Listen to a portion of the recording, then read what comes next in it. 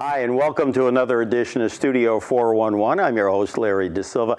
We've got an interesting show today. We've actually got a football Hall of Famer among our two guests joining us, but we're going to be talking baseball. We're going to be talking Chicago Cubs baseball for those of you who are from the Midwest or maybe are Easterners now with a longing for the Windy City. As you well know, it's been a bear being a Cubs fan, and I don't mean a Chicago bear, a Chicago Cubs fan, but we're going to be talking about a new book geared at young adults called Go Cubs Go, Baseball's Never Give Up Story, with illustrations by Rob Peters, special contributor, our old friend George Castle, one of Chicago's most renowned baseball historians, and the author of Go Cubs Go, NFL Hall of Fame coach Marv Levy. George, we'll start with you. Welcome to back to Studio 411. How are you? Great. It's great to be back, Larry, and I got a fresh haircut just for your show. Very good, very good. All can see all of our viewers. Coach Marv Levy, a pleasure. Thank you for joining us, and quite a change talking baseball instead of the gridiron. Well, that is true. I was blown away when the publisher of Ascend Books called me the day after the Cubs had clinched the World Series. Wanted to know if I'd be like to write the text for, he called it a children's book on the Cubs. He had known that I had been at the last Cubs World Series game back in 71 years earlier, back in 1945. How he knew it, I don't know. But it was a delight to do it, to work with George and with the people at Ascend Books, and to continue to be talking about it now. And I'm much smarter writing books than I was coaching on the sideline, by the way. Well, you did pretty well going to 4 Super Bowls. Again, member of the NFL Football Hall of Fame in Canton, Ohio, so not too shabby, as they would say. You mentioned earlier, and I had read in some of my notes, you back in 1945, you were in the middle or just kind of wrapping up your military service. Tell me what that must have been like in those days, and you were at Game 7 of the 45 World Series that the Cubs unfortunately did not prevail in. Yes, that's right. World War II had just ended about 3 weeks before. I was in the Army Air Corps during World War II.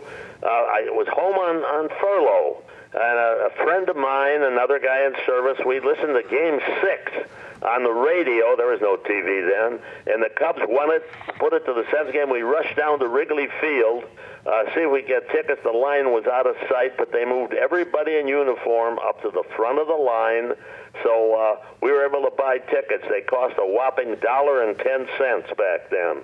If we hadn't been in uniform, it would have been $1.25. But the Cubs lost the game, as you know. We never dreamed it would be 71 years till they returned to the World Series, but it was. And now you took away some of my thunder with the ticket prices. I was going to say, who was the Cub announcer or announcers? Do you recall back in those days in the mid-40s? I sure do. The Cubs games were broadcast on all 3 major stations in Chicago at that time, and the announcers were Bob Elson, Hal Totten, and Pat Flanagan. Those are the guys on the 3 separate stations, and everybody had their favorite. They were all good. Is that you talking, George, or is there a dog in the room? That is my quote. All right, so we have a ringer in the room, so we'll have to make do. Very good. We got a little trouble with George's mic, but he'll join us from time to time. Tell me, the publisher of Ascend Books, what's his name? Because I know we have a still of the 3 of you. His name is Bob Snodgrass, and they had published some previous books that I had written. A novel called Between the and so, but he caught me totally unaware with that call and asking, and it was fun.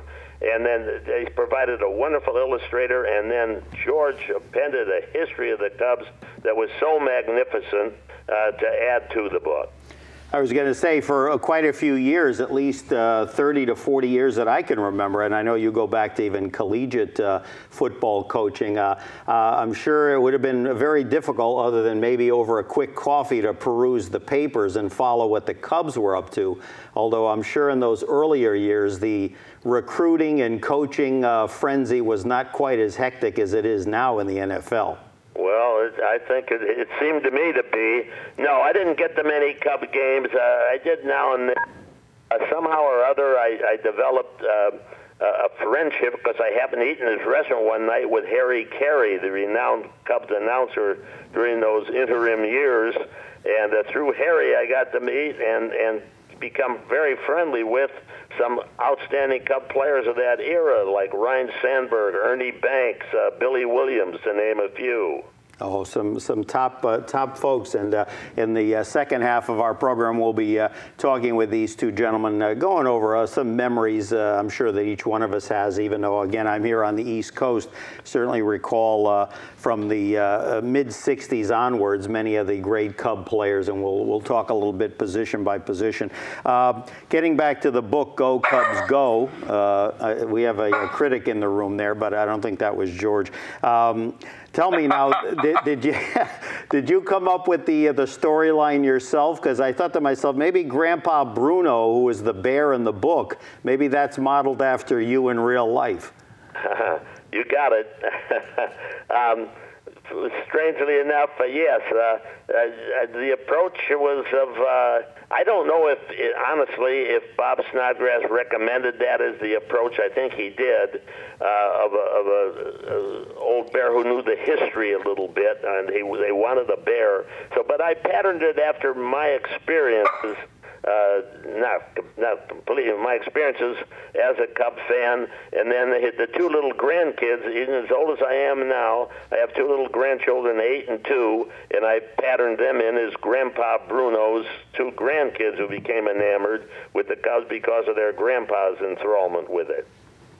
Gotcha. So again, it's kind of almost a little autobiographical from a bear point of view, perhaps. There you go. Well, a little bit, but you know, I think it's like maybe 21.3%. There you go. And the illustrator Rob Peters did a nice job with the book. So again, quite an effort on the part of all you guys. George, tell us, how did you get involved with the project?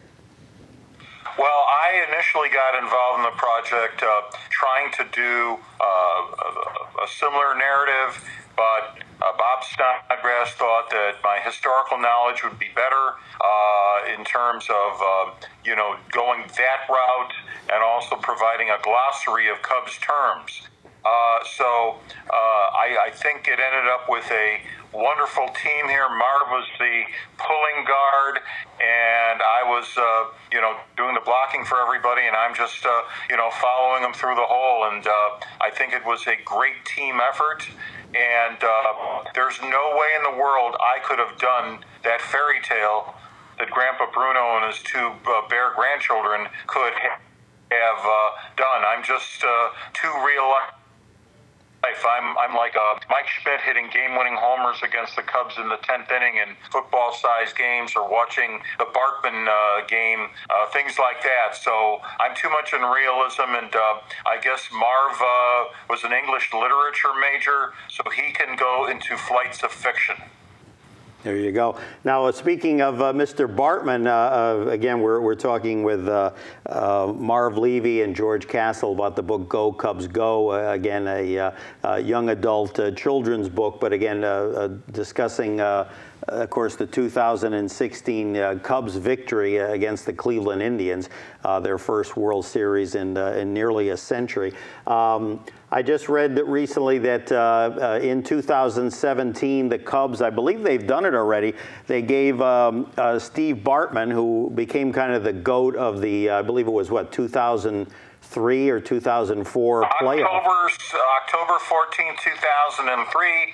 He was down the left field line. I was up in the aux box to the right field side of the press box, and all we could see was some confusion far away and the most catastrophic loss in Cubs history. So I'll fill in the blanks here, Larry. The Cubs finally closed the chapter, or so they thought, by giving Steve Bartman a World Series ring. They've been giving ushers and ballpark employees World Series rings, and so they thought that this would provide some closure.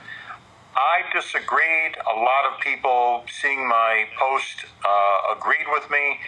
Somebody high up in the Cubs organization, starting with then President Andy MacPhail, who's now running the Phillies, should have gone to Bartman soon after that, absolved him, and told the fans and media to back off, because the man has suffered in anonymity for 14 years.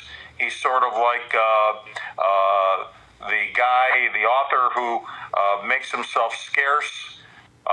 Greta Garbo, I want to be left alone. There's no way this man should have been made to suffer, and 14 years later end up getting a ring. Should have been absolved. On a list of 10 GOATs for the Cubs collapse that night, he was number 15. Wow. Marv, any thoughts on that? Do you recall that game? Well, I recall the game, yes. I had a chance to watch it. I recalled the game. I recalled the heartbreak that it broke to the Cubs, and the Cubs brought to the Cubs and the Cubs fans, and certainly to Steve Bartman.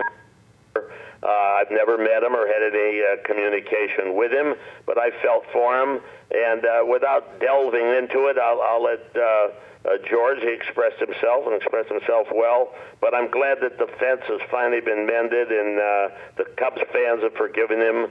And it's time to move on and get into that 2017 season for everybody. Absolutely. And I'll tell you, I was familiar with the play, but really had not seen, the attempted catch by Moises Alou in that 2003 game.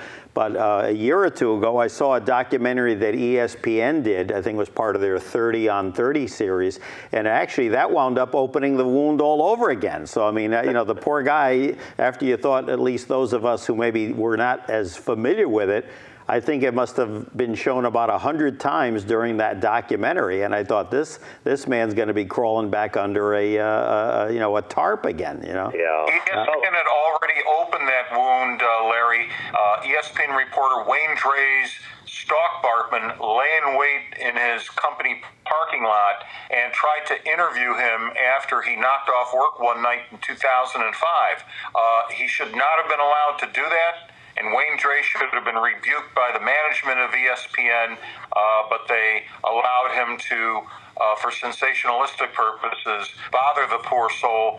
And that's one of the reasons why he should have been absolved by Andy MacPhail, Moises Alou, team leader Kerry Wood, some combination of Cubs immediately after this. Sure, absolutely.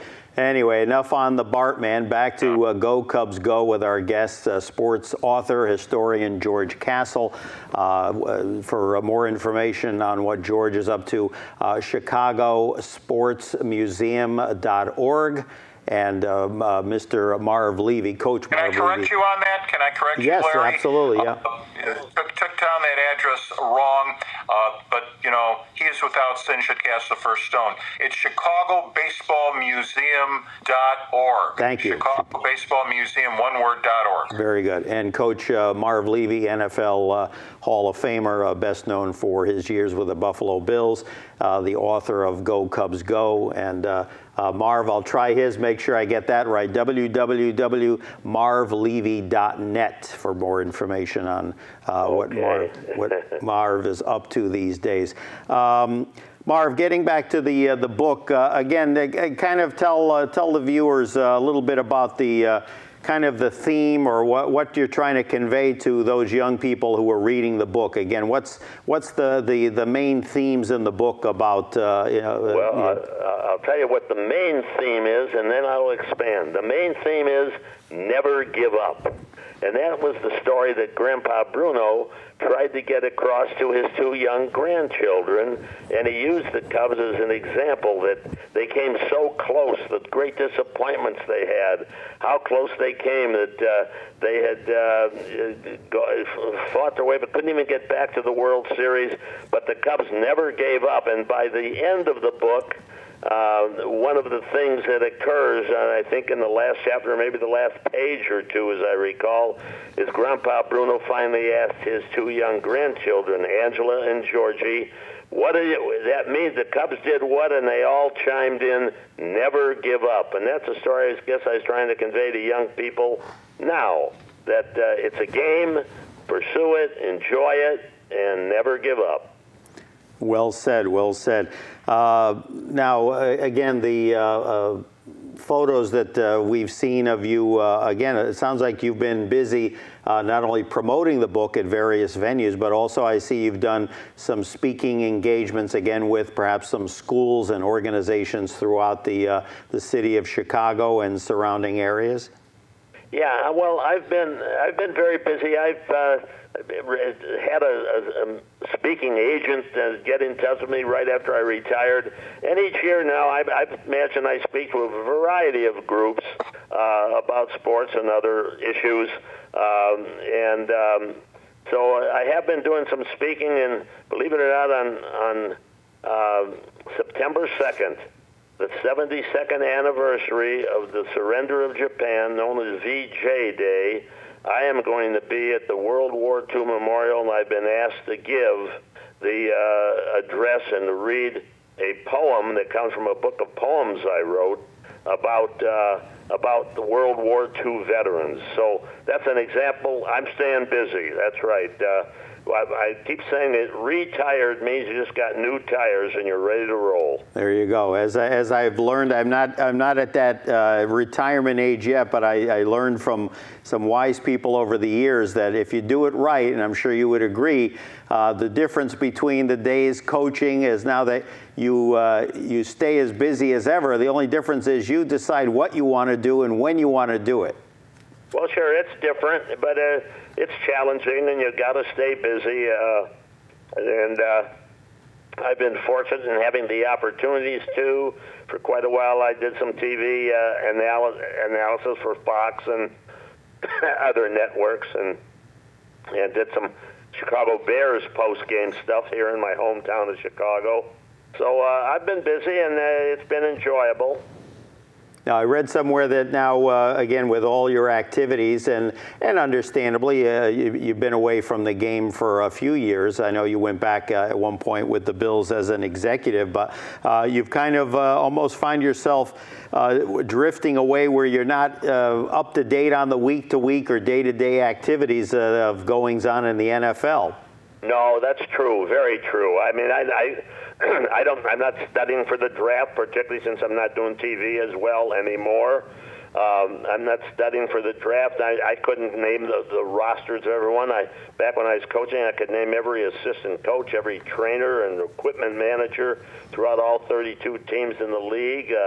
You'd be on top of it. But no, there are other interests that I have, and writing has been one of them. I've written a book of poetry. I've written a memoir. I've written a novel.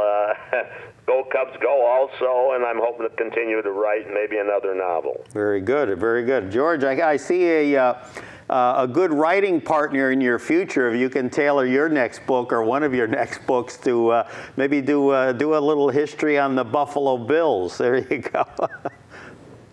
I think, is George still with us? Oh, wouldn't that be something, going back to Cookie Gilchrist and all that? You know, Marv is a true Renaissance man, and I want everybody who's watching this show to give the man credit for courage. No, he did not serve in combat in World War II. He's giving that address on the 72nd anniversary of VJ Day as a proud veteran. The day after he graduated high school at South Shore High in 1943, rather than waiting for the draft, he and 21 buddies volunteered for the Army Air Corps. Marv put in for pilot training, but his vision just wasn't up to snuff. So this was not a man who was going to sit out the war. He wanted to go where the action was. Unfortunately, his eyesight betrayed him, but he still served our country honorably. And any World War II veteran with us now, we have to doff our caps in honor to them because they literally saved the world. Absolutely, no question about it. Thank you for your very kind remarks. I appreciate them.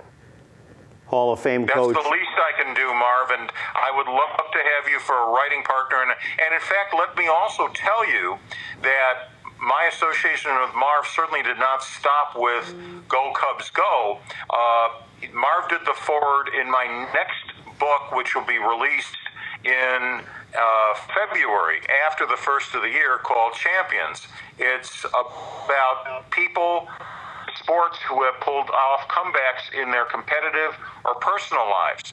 And what better person to talk about comebacks than the coach of the NFL team, the Bills, to pull off the greatest play in league history against the Oilers in an overtime game in 1992. And I remember that game. I'd gone to a movie. It has been to work with you and to get to know you better. I had gone to a movie on the day of that game, and I went in. The Bills were getting trounced. I come out of the movie, and all of a sudden I'm like, wait a minute, somebody turned the radio up. I said, did they say the Bills won? It was, who was the quarterback in that game? It wasn't Jim Kelly. A very unusual story. We went into we were a wild card team, so were the Houston Oilers. We had a little bit better record than them. They had beaten us during the regular season, by the way. But we got ready for the playoff game in Buffalo. Jim Kelly, our great quarterback, was injured. He was out. Cornelius Bennett, our outstanding linebacker, was injured. He was out. Our great running back, Thurman Thomas, was injured. He was out. Quarterback was Frank Reich, our backup quarterback. That's right. Frank Reich I remember now. To lead what was going to be the greatest comeback in the history of the National Football League, and this is a stunner. Not many people are aware of this. In college, he was a backup to Boomer Esiason, and he led the greatest comeback in the history of collegiate football in the Orange Bowl game when his team, Maryland, upset Miami. So Frank Reich was our quarterback that day. That's a long-winded answer, but I thought the accompanying information might be interesting. No, great story. I wasn't aware of that. I remember Frank playing, but again, it had been, what, almost a quarter of a century, so I had forgotten who the backup was in those days to Jim Kelly, but certainly in his own right has some great stories to share with his fans and his grandkids, as they say. All the more reason, guys, for the theme of Go Cubs Go to be never give up. Yep. Coach Marv Levy's going to give up just because he's behind by 30-something points. I've been at ball games at Wrigley Field where either the Cubs or the opposition were down by huge amounts of runs. There were games in 1976. The Phillies were down 13-2 in the fourth inning, and if Marv Levy was the Phillies manager, with his attitude, he says, boys, the wind is blowing out, anything can happen, just keep swinging the bat. Mike Schmidt won the game with hitting home run, Phillies 18, Cubs 16. 3 years later, the Cubs are trailing 21-9 in the fifth inning. They rallied to tie it 22-22 in the eighth before Schmidt wins it again in the 10th inning with a home run. So in sports, you don't give up. Never give up. And that's a good message for Coach Marv Levy to impart to young kids first coming up. You don't give up. You keep playing, and you might just be rewarded. Absolutely, absolutely.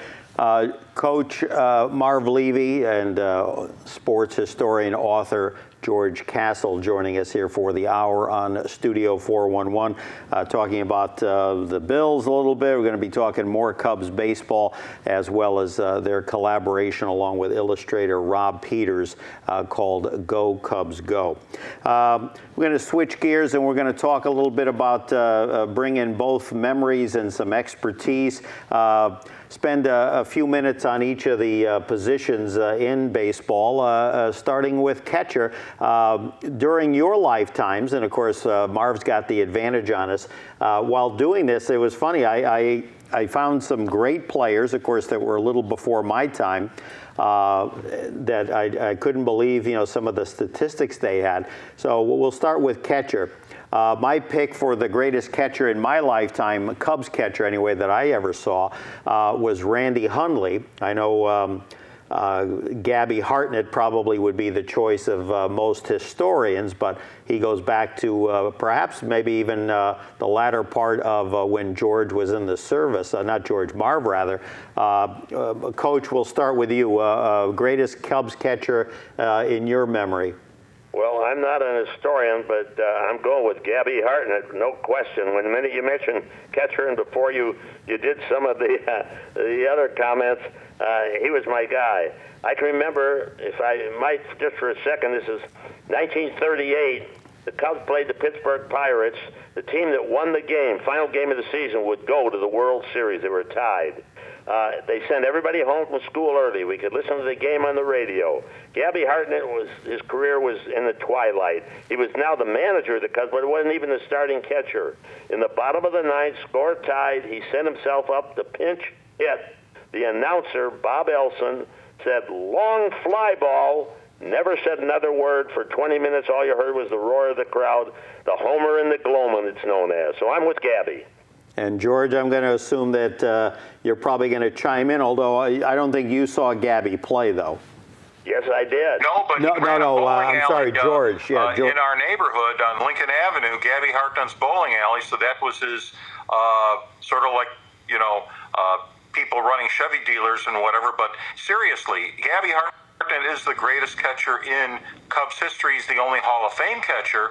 And listening to Marv's story, it's amazing what a Cub town it was and is, because they let the kids, sorry about the dogs barking, but that's our sound effects. I think they're rooting. Let the kids go home early to listen to the game on the radio. In those days, the games began at 3 o'clock. They would dismiss school early, and Marv's father came home from work early. So that's the hold the Cubs have on the city of Chicago, and it's still considered the most historic homer in Cubs history, that homer in the gloamin'. And the interesting thing is that later on they changed the rule so that if a game was about to be called on account of darkness, it would be suspended and picked up from the point of interruption.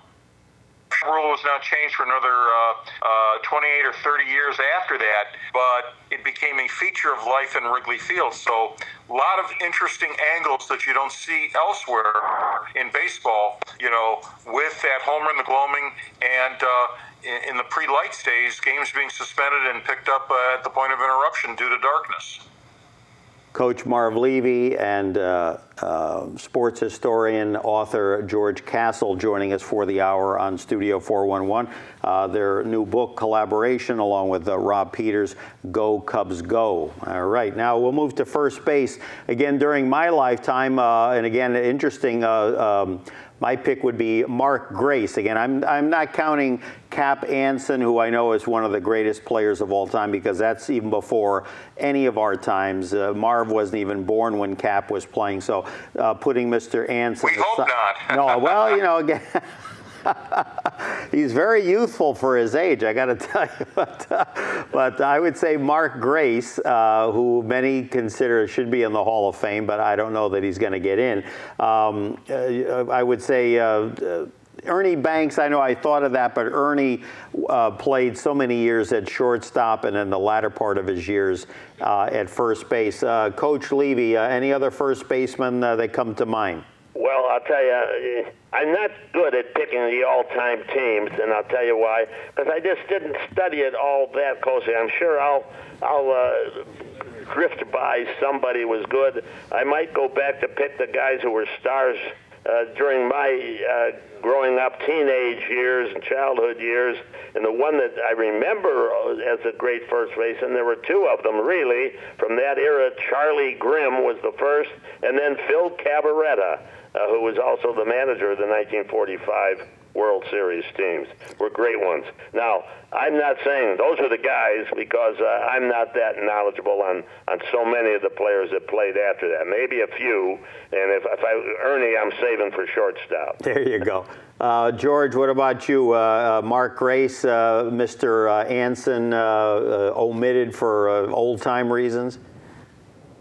Yeah, it's a different style of baseball pre-1900, and I'm also going to throw a demerit at Cap Anson because he was a virulent racist. No reason for him to behave like that, and anybody who was like that should be repudiated. Mark Grace, you do have a good point about him. He got the most hits of anybody in the 1990s.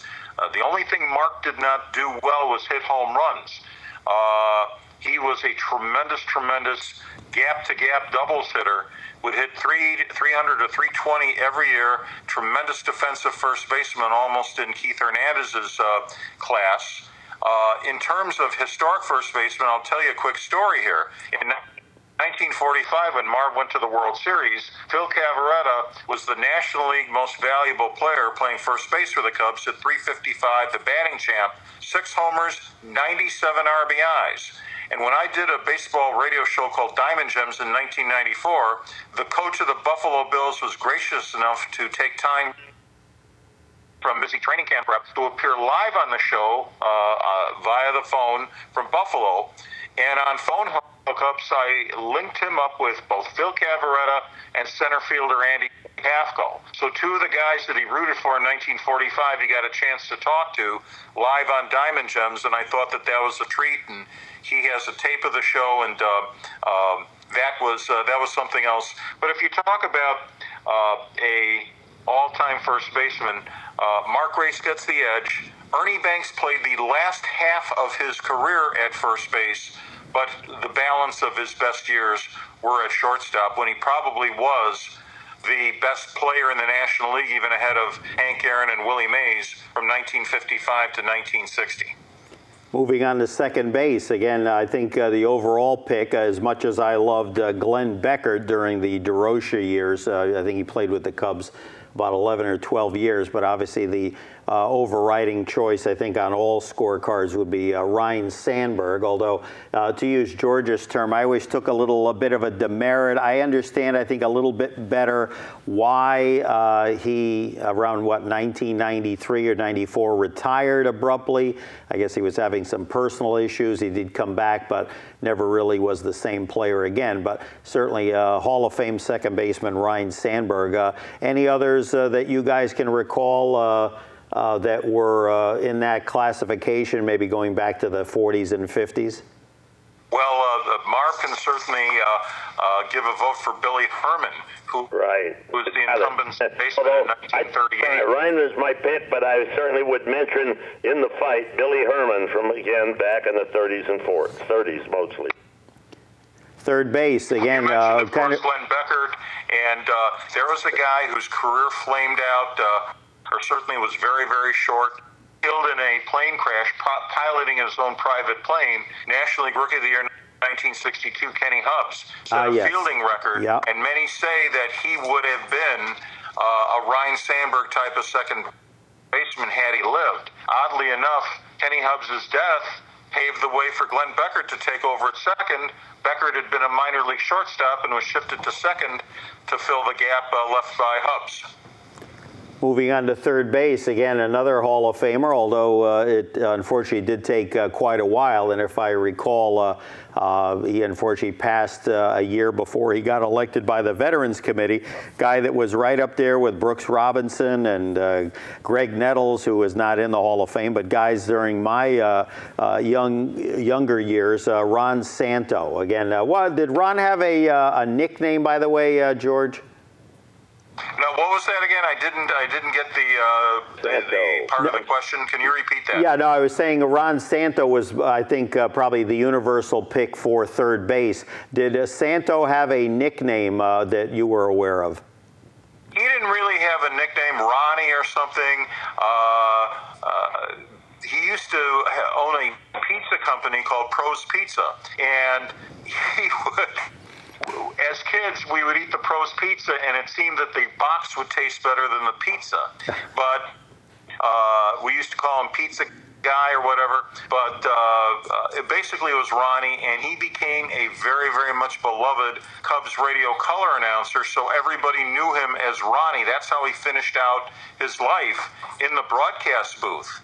And I think his biggest achievement, and Marv can back this up because he's dealt probably with a couple of diabetic players, Ron Santo achieved the Hall of Fame in his career playing with unregulated diabetes. He could not determine what his blood sugar was. He would have to only react to symptoms.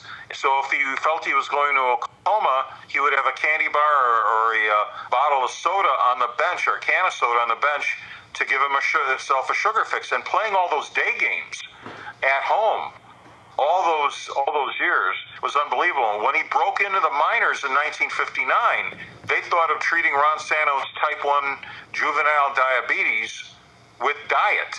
So it's a miracle that he had such a great career playing in less than optimal conditions while suffering diabetes and purely guessing at what the level of his blood sugar was. I'll toss this one out at Coach Levy. George kind of made me think of this because in those days, for those who don't remember, there were nothing but day games in Wrigley Field because there were no lights until the late 80s. Do you think Coach Levy, especially correlating it with even football, do you think that Ron Santo has won? I remember every year, 96, 98, 96, 98 RBIs. Do you think that he, as well as Ernie and so many of the other great players you've seen and known in your time, do you think that maybe having the ability to play some night games would have not only furthered their careers, but also added perhaps some additional stats to their records? Well, you know, I'm not going to fake an answer on that one. I tell you, I just don't know. And I did know that I had, again, I wasn't following baseball real closely during those years. I was so involved in my coaching. But I do know, if you would have nailed me down to name the third baseman, it would have been Ron Santo. Again, I'll keep referring back to the guys. When I grow up, there was another great one from back then, Stanley Hack was his name, that would at least have to be on the ballot. Gotcha, gotcha. George, any thoughts on that? Do you think the lack of some night games, maybe to kind of allow them to maybe be a little fresher? Because I know even in '69, when they collapsed during that big Mets year, the Miracle Mets, there was some talk that maybe all those day games, granted they did play night games on the road, in other ballparks, but just that 81 games in daytime Wrigley Field might have taken some steam out of them. Well, yeah, and I've been writing about this for 3 decades. Joe Madden, in fact, just made some comments saying he would like to have even more night games. They are regulated to 46 night games by city law here in order to prevent the surrounding neighborhood from being totally overwhelmed by that. Sorry about those dogs, but that's our sound effects. That's the beauty of being a pet owner here. I think you're on top of that. I think you're on top of that building that I used to see everybody that used to watch the games for free. I think you're there with the dogs. That's where I think you're on. Yeah, who let the dogs out? But Marv has experienced this, having played on Sunday and then having a Monday night game and then having a quick turnaround. And then it's even more pronounced right now with Sunday night games and then teams playing on Thursday nights. And Marv knows there is an effect with the short rest there in football. But let me tell you about the night game situation. It hurt the Cubs badly because they went some 40 years, from 1948 to 1988, as the only team that could not play night games. The Yankees and the Tigers were the last to install lights in the ballpark in 1948. Kona's digging right in back of me, so we're just inundated by this dog here. There you go. Let me tell you, the biggest problem was not the heat at Wrigley Field, but let's say you play a day, you play an entire homestand of day games. You're basically on a 9 to 5 schedule. Now you go on the road and you're playing 4 to midnight. You're on an entertainer schedule. And it was even worse when he went on the West Coast, particularly back in the 60s, when everybody playing night games would start at 8 o'clock local time. So the Cubs would play a whole homestand at 1:30 or 1:15. Then Monday night they'd be playing in San Francisco or LA. And they would start games at 10 o'clock according to the Cubs players' body clocks. They couldn't have shifted that bad. And Billy Williams would tell me, in order to handle the day games, he would go to bed at 10 o'clock each night. He had to get up at 6 o'clock the next morning, 6:30, have breakfast, thank you, Kona, and then drive to Wrigley Field. So Billy Williams, Ron Santo, Ernie Banks are now facing Sandy Koufax, Don Drysdale, and Juan Marichal when their body clocks are telling them to go to bed in that first night game. And they did studies showing their batting averages, their overall offensive production was the lowest in their careers in that first night game on the road. They suffered from what medical experts call shift work disorder. You're shifting from day to night to day to night. If you're a regular person, if you're Larry Dasilva or your crew, you're working days and then nights, and if you kept doing that for 6 months, it would wear you out. Now you're talking about athletes having to be in prime physical and mental condition, having that extra distraction and that extra stress on you. So Phil Wrigley did nobody any favors with this eccentric artificial prohibition against lights. Marv Levy, as a South Shore High School junior, should have been able to see night games at Wrigley Field in 1942. Wrigley had decided to get the lights to install, the steel to install light towers for the 42 season. Then an event called Pearl Harbor intervened, and he donated the steel to the war effort instead. And from then on, as long as Phil Wrigley was alive, never made a move to install lights. So you got the book chapter version of the light story here. Studio 411, the remaining moments in the hour conversation with our guests, George Castle, author, sports historian, coach, Hall of Fame coach Marv Levy, again, author of Go Cubs Go. And again, having a little baseball roundtable. Coach, let me go to you. One thing when I was doing my research that I was quite amazed, and you touched on it earlier, as did George, but I'll throw this out to the coach. Phil Caravetta, quite an amazing player. 20 years, actually 22 if you count the last 2 with the White Sox. Was in 3 World Series, 35, 38, and 45. 3-time All-Star. Was mentioned earlier, 1945 MVP. Kind of a forgotten Cub, certainly here in this part of the country, but what are your memories of him as a ball player? Well, I've got a lot of memories of Phil Cavarretta. I don't know if you know it. He was signed as a 16-year-old out of Lane Tech High School in Chicago.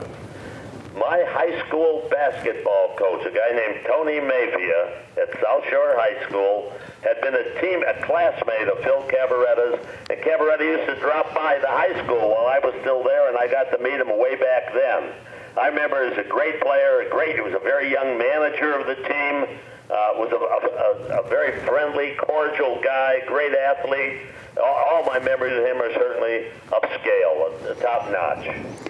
In the remaining few minutes that we have, we'll try to get through the rest of this list. We'll keep the answers a little shorter. Starting Larry, pitcher, can I just jump in a little final anecdote about Phil Cavarretta? Yeah, go ahead. He became the Cubs player manager in 1951. So in 1954, Phil Wrigley asked him for an assessment of the team going into the season, and Phil said, "We stink." So Phil Wrigley fired Phil Cavarretta, the first time a manager was ever fired in spring training. There you go. Let's move on to starting pitcher. I was surprised in some of the research I did that, again, it seems to be the overwhelming love of, and I don't dislike the player, but Greg Maddux. To me, you can show me all the stats you want. To me, the greatest Cub pitcher in my lifetime was Ferguson Jenkins. Again, we'll go to Coach Marv. Share some pitching folk that you recall during your younger years following the Cubs. Give me some highlights. Okay, I'll tell you some of them. There was Lon Warnicki, Charlie Root from the 29 and 32 team. He's the guy that fit up the homer that Babe Ruth pointed out that were quite memorable pitchers on the team back at that time. Pitchers went 9 innings back in those days. The games lasted about an hour and 50 minutes, which I prefer. But there's a couple of pitchers from that day. George, your thoughts, Jenkins or Maddox? Well, Jenkins has a record that'll probably not be broken because the style of pitching has changed. 20 or more wins 6 years in a row, and an absolute master of control and endurance. In 1971, when Fergie won the Cy Young Award, he had completed 30 out of his 39 starts, 24 wins. That means he had 6 complete game losses. And in his duels with Bob Gibson, the pitcher that he's most compared with, he was 5-3 lifetime and twice beat Gibson in 10 innings. One in 39-degree chill in Wrigley Field. That was my first of 41 straight home openers. Another time on a July 4th blistering day in St. Louis, almost 100 degrees. Fergie's flannel uniform was not soaked in sweat. Gibson looked like he had been dunked in a tank, and he beat him twice in 10 innings. Again, he gave up a ton of home runs, but it didn't really hurt him because he didn't walk anybody in front of him. Now, Maddox would have been the greatest pitcher in Cubs history had the Cubs not bungled him out screwing up his free agent deal. Maddox had told me the previous summer that if they would take care of his contract the following off-season, that he and his wife would buy a house in Chicago. He had no intention of leaving the Cubs.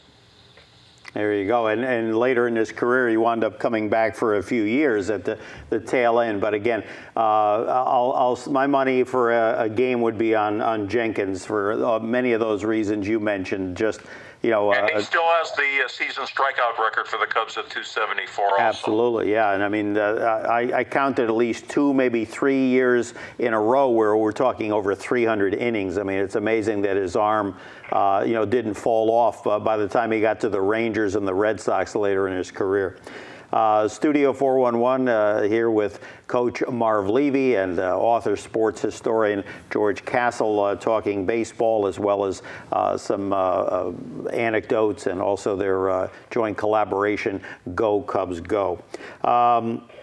Let's see now, outfield. Again, I'll give you some names. I'll start with the coach first. Toss me a few names from your time, 40s, 50s, 60s, whatever you'd like. Guys that impressed you out in the outfield. There's a guy named Big Bill Nicholson, who was on the 45 World Series team that was renowned back then. Certainly, oh golly, there's one I'm trying to, Hack Wilson. One time the all-time leader of the NFL in home runs. I think he had 56 when Babe Ruth broke it with 60. And still has the RBI record with 191 in a season. That's the major league record? The major league record is Hack Wilson's 191 in 1930. Okay. Interesting. He knows the history very well. Andy Pafko certainly fits in that group of great outfielders. And there were some guys on those Cubs teams back in the 30s, Augie Gallan, diminutive Dominic D'Alessandro, known as Dim Dom Dal, he was about 5'5" and a pretty darn good player. Those are just reminiscences I have. I'm not approaching this at all as a knowledgeable historian. They're just some memories. Absolutely, absolutely. We're looking at an image here on the monitor. I just wanted to share with the coach an official scorecard, Chicago Cubs, Wrigley Field, 1941. Coach, any idea how much a scorecard cost at the ballpark back in 1941? A scorecard? Yes, sir. I think it was 5 cents. I know that's what a hot dog cost. Now, well, I'm talking about the 1930s. Well, in 1941 must have been the war inflation was 10 cents for a scorecard, and very impressive. Now I couldn't even tell you what a scorecard costs. I know they say people don't keep score. I think it's certainly a something that's an art form. There are people that just cannot watch a game without keeping score. So it's something. Larry, I can tell you that same cardboard scorecard cost just 15 cents in the early 70s, so it didn't go up that much. And what do you? I know George doesn't go to many games anymore, but what does a scorecard go for these days? Well, we went to the Cubs-Sox game recently at the Southside Ballpark, and our tickets were $50, which were considered a break sitting in the left field and the outfield. That's just unbelievable. But I think that scorecard, or I should say the Sox team program, was like $4.50. Wow. It was. You know, you're paying basically a magazine price. So anything you touch at that ballpark, you've got to empty your wallet, as you know. Absolutely, absolutely. All right, just in a few moments here we have with these two tremendous gentlemen. We're actually looking at an image of the 2016 World Series ring, a nice piece of work to say the least. And I'm trying to read it here, inscribed on the side, Wrigley Field, Cubs win, home of Chicago Cubs, kind of an image on the ring of the famous scoreboard at Wrigley Field, decorated in red and blue Cub colors, and just a marvelous ring. And again, Coach Levy, did you ever think? I know you say never give up, but did you start to think, you know what? I'm not sure I'm gonna see this happen. No, I never gave up. No, I was hoping that it finally occurred, and it was really exciting. And that Game 7. Now, were you at the Game 7? I know you threw out a pitch at one of them. No, it was at Game 4. Cubs lost. Game 3, I should say. First one at home. No, they Cubs honored a World War. A service veteran every game, and they were kind enough to invite me to do it that day. Now that Game 7, regardless of where you were at Game 7, that was a nail biter. I know I saw the last couple of innings, and that was certainly a high drama, as the ratings certainly spoke. Yes, indeed. I watched it here at home. I live in a high-rise condo, and I heard the hoots and hollering from everybody else in the darn building when it ended. And George, don't get me started, gentlemen, on Joe Maddon's managing in that game. Go ahead. Don't get me started on Joe Maddon's managing in that game. I thought I saw the ghost of Leo DeRocher abusing Phil Regan in '69, wow. Using him every day for 2-3 innings. When he handled Chapman, put Chapman in there until his arm fell off. Pulling Kyle Hendricks probably an inning too soon, but his excuse by saying he won that night, but won in spite of Joe Maddon on that particular night. And lastly, we didn't get to all the positions, but we got to quite a few. Manager, again, I'm going to guess that coach is probably going to throw Charlie Grimm, because I understand he was a manager for 12 years during some 3 World Series appearances, correct? Okay, I'll go with that one, yeah. Now, tell me, what about Coach or Manager Grimm, do you remember? A good manager? Well, you know, I was young, and I was enamored with them all back then, so, you know, that was exciting to hear his name and know he's the manager, and feel like I was really getting an education, because I could name everybody on the Cubs, including their manager. Now, you mentioned earlier Billy Herman. Didn't Billy later, he became a manager. I believe he also coached managed the Red Sox. Is that right, George? Yes, he did. Billy managed the Red Sox in the early 60s, Larry. But did he ever manage the Cubs? No, he did not. No, he did not. In fact, he never coached the Cubs. I believe Billy Jurgis, his shortstop partner, may have come back and coached with the Cubs, but no, out of that team, Phil Cavarretta and Stan Hack ended up managing the Cubs. but not their middle infielders. Gotcha, gotcha. All right, gentlemen, this has been quite an education. Again, we look forward. I know we're going to reach out to Coach Marv at some point to talk some football and also his career. That I feel more qualified to. Oh, you've done very well. You've given us quite an education, and of course, George, we know he always brings his A game. So again, the name of the book, Go Cubs Go, Baseball's Never Give Up Story.